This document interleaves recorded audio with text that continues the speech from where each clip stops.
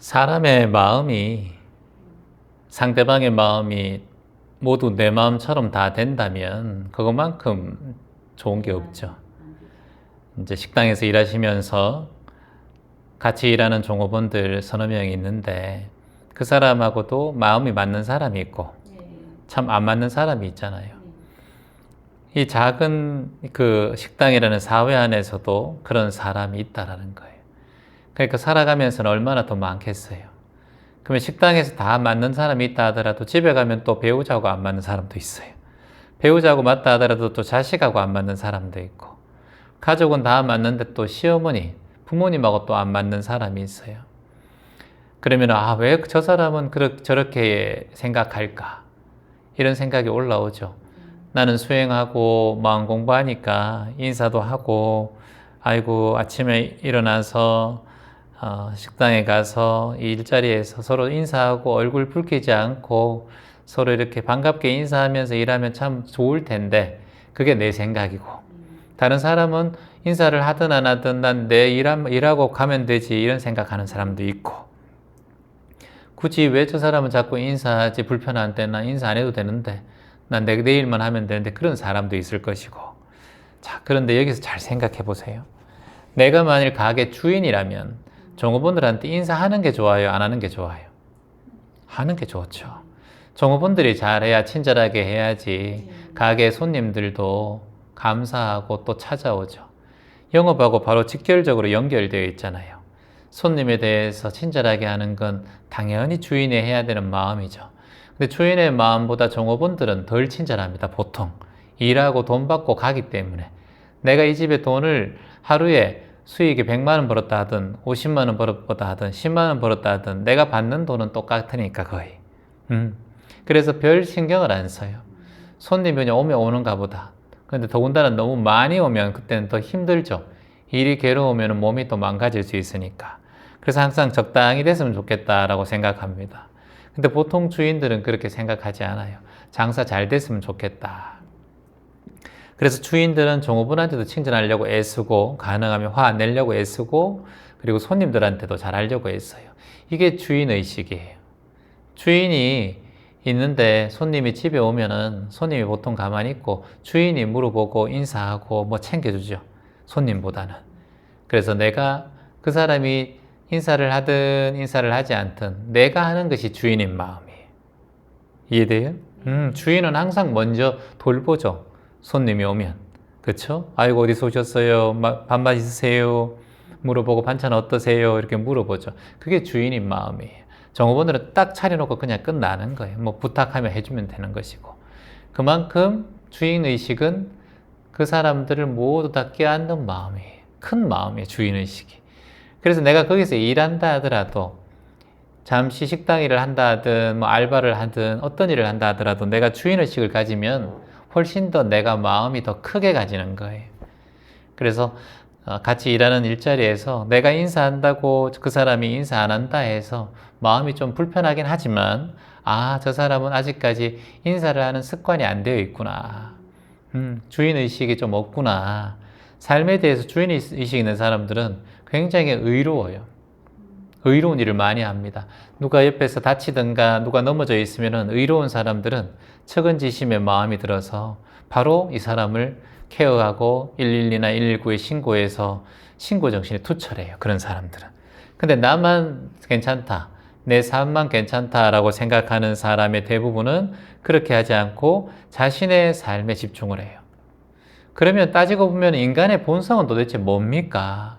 진짜 인간이란 존재는 마음이 어떤 게 진짜 마음이에요? 채연님, 우리가 나누는 마음이 이게 진짜 마음이에요? 아니면 내가 이기적으로 내 걸 생각하는 마음이 진짜 마음이에요? 이렇게 물어볼 수 있겠죠. 어떤 사람은 진짜 이기적이고, 어떤 사람은 자꾸 베푸는 사람도 있고, 어떤 사람은 자기 생각만 하는 사람이 있고, 어떤 사람은 타인도 자꾸 생각하는 사람도 있어요.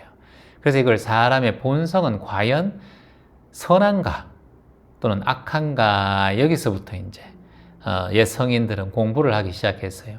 그래서 맹자는 본래 태어난 성격이나 본성 자체는 착하다, 선하다 해서 성선설을 주장했어요.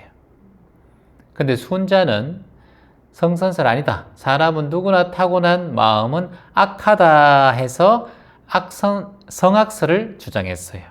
성악설. 태어난 그 본성 자체가 악하다. 본성 자체가 성하다. 그래서 맹자와 순자는 대립되어 있어요. 타고난 성품이 선하다라고 말한 분이 맹자예요. 그리고 타고난 성품이 악하다라고 말한 사람이 순자입니다. 그래서 우리 인간의 본성은 우리가 배워서 처음에 아는 게 아니라 타고나는 본성이 있다. 근데 그것이 원래 남녀노소 할 것 없이 시대와 옛날, 과거, 미래 따지지 말고 원래 인간의 존재는 선하다.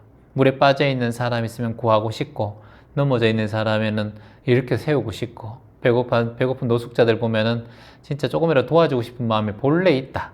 근데 그걸 안 하다 보니까 그렇게 실천을 안 하는 것이다. 이렇게 얘기했어요. 근데 순자는 어떻게 얘기했냐면은 아니다. 본래 악하다. 어릴 때부터 빵 하나 있어봐라 막 싸우고 막 그러지 않느냐. 악하고 그리고 내 것밖에 생각 못한다. 근데 교육을 거쳐서 도덕을 거쳐서 윤리를 배우면서 남의 것도 생각해야 되고 나눠야 된다. 이렇게 생각을 했어요. 근데 우리가 이제 어릴 때 보면은 정말 내 거 챙기잖아요. 어릴 때 아이들 보면은. 내 거 2개 있으면은 아이들한테 이거 하나 옆에 주는 아이들 많이 있어요. 2개 다 내 걸 가지는 아이들은 잘 없어요. 물론 그런 친구도 있겠지만 한 80%는 2개 있으면은, 과자 2개 있으면은 옆에 아이 하나 줄래? 하면 아이가 그냥 툭 주는 경우가 많아요. 안 줘. 이런 경우는 좀 드물죠. 그래서 100% 성선설이 맞다. 100% 성악설이 맞다라고는 할 수 없는데 제가 생각하기로는 한 80%는 성선설에 맞는 본성을 타고나는 것 같아요. 근데 20% 정도는 아버지, 어머니가 악한 사람이 있어요.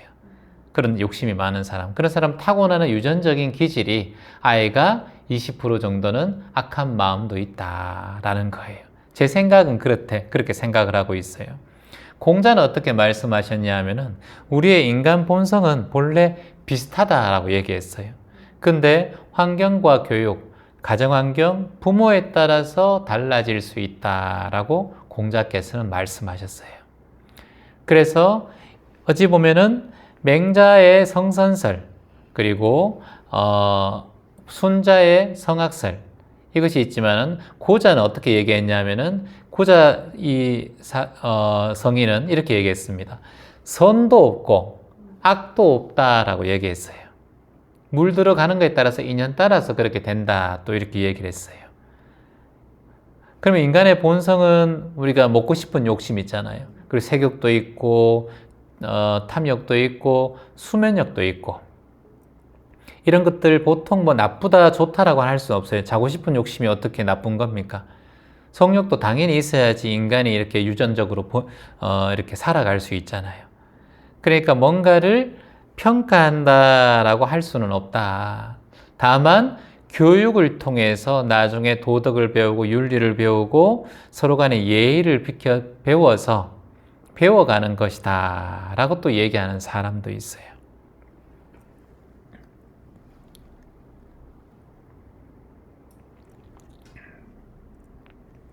그래서 미리 아무것도 정해져 있지 않다, 어떤 것도 쓰여져 있지 않다라고 또 주장하는 사람도 있고, 이렇게 해서 맹자 같은 경우는 본래 우리의 마음 자체가 착하다, 선하다라고 얘기했어요. 저는 앞으로 봤을 때도 세상을 이렇게 보는 게 좋지 않을까라는 생각을 해요. 보통 유치원 아이들 보면 그렇게 악한 아이들 없어요. 갓난 아이들 보면 먹을 때, 먹고 싶을 때 먹고, 싸고 싶을 때 싸고. 근데 점점 가면서, 유치원 들어가면서 아이가 옆집 아이와 비교하고, 옆집 아이가 좋은 옷 입고 있으면 자기도 그런 옷 입고 싶고, 자꾸 비교하다 보니까 악한 마음이 조금씩 생기는 것 같아요. 어린아이들은 악한 마음이 거의 없잖아요. 모르죠. 아무것도 모르는 마음인데요. 그래서 맹자는 인간을 이건 4개의 마음이라고 얘기했어요. 원래 본래심이 4개의 마음이 있다. 그것이 바로 측은지심, 그리고 수오지심, 그리고 사양지심, 그리고 십이지심이라고 했습니다. 이걸 우리가 4단이라고 공부를 했죠. 측은지심은 뭡니까? 측은하게 여기고 불쌍하게 여기는 마음이 있다. 사람이 굶주리고 있으면 뭔가 도와주고 싶은 마음이 일어나지 않느냐. 그게 예수님은 사랑이고 부처님은 자비고 유교에서 성리학에서는 그걸 측은지심이라고 얘기했지 않느냐. 그리고 수호지심도 있다. 우리가 부끄러운 마음이 있잖아. 옷을 왜 입고 다니느냐. 어디 누군가에게 부끄럽고 조심해야 되겠다는 마음이 있기 때문에 수호지심도 있다. 그 본래 마음이다. 그리고 사양지심도 있다. 내가 뭐 하려고 하다가 새치기 하려고 하다가도 양보해야 되겠다는 마음이 올라오지 않느냐. 이 사양지심이 있다. 그리고 시비지심이 있다. 이거는 뭐냐면 내가 선과 악을 구별할 수 있다. 쓰레기를 버리면 나쁜 행동인지 알지 않느냐. 그래서 버릴 때 양심이 조금 마음이 쓰이지 않느냐. 그게 분별하고 지혜를 키우는 마음이다. 네 안에 있다라고 했어요.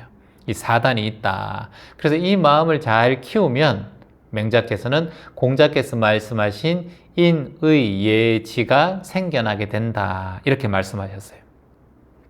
이는 간단하게 얘기해서 사랑, 의는 이 의지, 또 예의, 그리고 인의 예는 예의와 도덕, 윤리, 치는 지혜 이렇게 얘기했어요. 그래서 이것을 매 순간마다 인의 예지를 키워서 본래 본성을 지켜야 한다. 이렇게 세상에서 정치도, 왕도 이 측은지심, 시비지심, 수호지심, 사양지심의 마음으로 국민을 다스려야 한다. 그래야 이것이 바로 왕도 정치다. 왕권 정치가 아니라 왕이 공부를 하고 도를 공부하는 정치다라는 거예요. 이거를 이제 그리스에서는 그거를 철권 정치라고 해요. 철권 정치. 이건 뭐냐면 철권 정치는 뭐냐면 철학을 공부하는 왕이 세상을 다스려야 된다. 이렇게 얘기를 했죠. 철학이 방금 말씀하신 이런 감정적 인간의 본성 공부, 인문학의 공부 이런 것들이 철학이라고 할 수 있잖아요. 그래서 매 순간마다 우리의 마음이 어떻게 일어나는가에 따라서 스스로가 지켜보는 것, 우리의 본성이 본래 선하다라는 것을 매 순간 깨우치고 있으면 내가 뭔가 행하고 뭔가 나쁜 짓을 하려고 하든가 어찌 보면 불선한 일을 하려고 할 때 내가 본래 마음은 이게 아닌데 그래 내 마음이 본래 착했지. 그러니까 내가 이걸 하려고 하는 마음에서 알아차리자. 이렇게 마음을 스스로 이렇게 깨우칠 수 있겠죠. 그래서 제가 여러분들에게 항상 말씀드리는 건 누가 여러분에게 자꾸 절망이다, 너 안 된다, 미워하는 마음이 올라오고 누군가를 미워하는 어떤 대상이 있고 그렇게 되더라도 그것에 대해서 마음 흔들리지 마라. 절망은 없다. 당신의 본래 희망이다. 당신이 지금 살아있다면 본래 희망이다. 어디에도 지금 목숨 붙어 있다면 그 순간이 당신의 희망의 존재다. 그러니 절망스럽게 생각하지 마라. 살아있는 한, 목숨이 붙어 있는 한 우리는 희망이다. 살아있는 이 자체가 기적이다. 라는 것을 꼭 마음속 깊이 새겨야겠습니다. 그래서 가끔씩 절망인 마음이 올라오고 뭐 포기하고 싶은 마음이 올라오더라도 맞아. 맹자도 그랬고 공자도 그랬고 최환쌤도 그랬고 내 마음이 희망이지. 그래 저 사람에게 악한 마음이 올라와도 시절 인연에 잠시 연기되어서 일어난 마음이야. 그러니까 이거 훅 흘려보내자. 내 마음은 본래 안 그래. 맞아. 이렇게 탁 하면서 탁 털어내버려야 돼. 내가 그런 마음을 품고 있으면 내 마음에 독심을 품고 있는 거라. 결국은 나만 다치게 되고 나만 스트레스 받게 되고 내 몸에 병만 더 난다. 그러니까 그 어느 존재에게도 내가 악한 마음을 품지 말자. 그래서 악한 마음 생기면 요거는 인연되어서 만들어진 거야. 내 마음은 본래 희망이고 선하다. 그래 이런 마음 올라올 수 있어. 나야 괜찮아. 후 흘려보내자 하면서 코로 깊게 숨을 쭉 들이마시고 그냥 후 이렇게 흘려보내면 돼요. 알겠습니까? 네, 예, 그렇게 수행해 주시기 바랍니다. 예, 고맙습니다. 정말 감사합니다.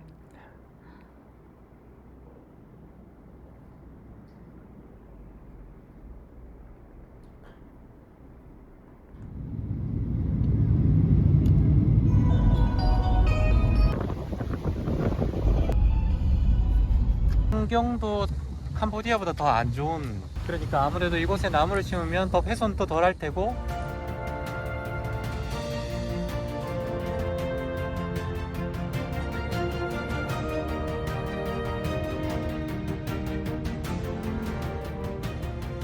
드디어 도착했습니다. 총 한국에서는 30시간이 걸린 것 같아요. 날씨 걱정도 있었고 비가 오면은 이곳에 들어오지 못하는 그런 길인데 이렇게 시절 인연에 그리고 여러분들이 모아주신 18,000달러를 준비해서 이곳에 도착을 했습니다. 앞으로도 이 프로젝트는 계속 이어질 건데 이지수 박사님을 만나뵈러 가시죠. 안녕하세요, 박사님. 네, 어서 오세요. 여기는 지금 크기가 19 스퀘어 퍼마일이거든. 네, 건기하고 우기가 따로 1년에 있어요? 6개월씩 따로 돼 있어요. 우기 6월 달부터 우기가 시작해서 10월 말까지 비가 내리죠. 그때 이제 나무들을 심고 키우고 그렇게 되는 거예요. 그냥 나무 아무거나 꽂으면은 뿌리를 내려요. 뭐 잡초가 잡초가 한 10피트씩 자라요. 그 아. 주위를 깎아줘야지만 나무가 사는 그게 거죠. 어찌 보면 돈이 일이에요. 많이 드는 인건비가 그렇죠. 많이 들고 인건비가 많이 드는 거죠. 참 힘들어요. 그게 한 6개월 정도는 케어해 줘야 되는 건가요? 그렇죠. 원래 왜 시작하신 거예요? 나무 심는 프로젝트를요? 이 세상에 태어난 어떤 빚진 것은 다 갖고 가야지. 조금이라도 사는 것이 다 남의 것을 먹고 사는 거 아니겠어요? 네. 그러니까 나무를 심어서 대신 하는 게 좋지 않겠는가? 니카라과에 한국인이 이렇게 나무 심는 사람이 있을까요? 없죠. 나라에 오는 사람도 적어요. 한국 사람이 나무를 심으러 왔다. 자기 리조트 만드는 것도 아니고 그렇죠. 관광해서 돈을 벌려고 하는 것도 아니고 어, 나무를- 믿지 않죠. 이것을 또 자연구역으로 네, 신청했다면서요? 신청해서 개발을 안 하겠다라는 어떤 것도 있어야 그렇죠. 되잖아요. 개발을 못 해요. 지금 이곳에는 에어컨도 없어요. 보트를 타는데도 손으로 하고. 네. 그리고 여기는 또 온수도 안 나오잖아요. 이게 이제 그 아주 리갈리 된 그런 리저브 랜드다. 그리고 1년에 한두 번씩 큰 불이 나요. 그 아, 어린 것들이 어린 다 타 죽죠. 그럼 이제 그 다음에 또 거기다 또 심어야죠. 3살 유치원 아이들부터 해서 정말 어르신, 80세 어르신까지 조금씩 다 이렇게 모았거든요. 한 말씀 부탁드립니다. 우선 너무너무 감사하고요. 잘 유용하게 써서 나무를 보호하도록 하겠습니다. 백만그루 나무 심기 파이팅! 파이팅!